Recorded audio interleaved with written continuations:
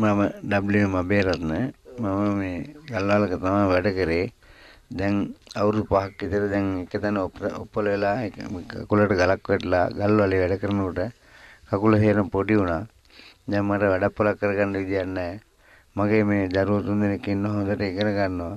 ඒගොල්ලන්ට උගන්න ගන්න විදියකුත් නැහැ. නෝනත් ගාමට ගිහලා කීයක් කර හොයාගන්න එක මේ තමයි ජීවත් වෙන්නේ.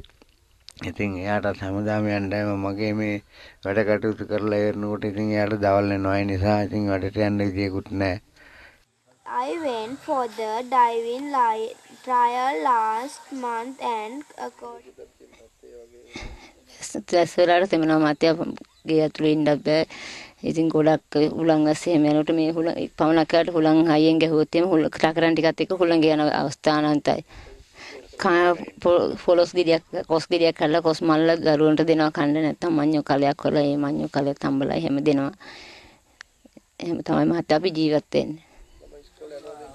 මේ ඔයා පාඩම් කරන මේසෙද මේ? ඔව් මම පාඩම් කරන්නේ මේ මේසේ. මට පාඩම් කරන්න මේසයක් නැහැ. පුටුවක් නැහැ. මට ඉගෙන ගන්න පුළුවන් වුණාට මට ඉගෙන ගන්න පොත් නැහැ.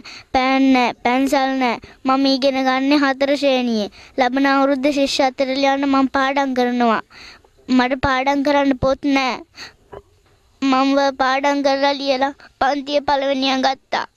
මට උගන්නන්න හිටිය අප්පච්චි විතරයි. මට ඒ විතරයි ඉන්නේ උගන්නන්න.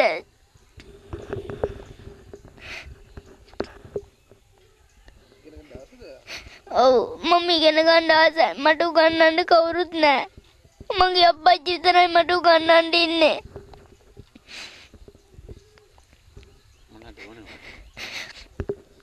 මට ඕනේ පොතුයි පෑනුයි පැන්සලුයි ඉස්කෝලේ දාන්න යන්න සපත්තු දෙකකුයි ඇඳුමුයි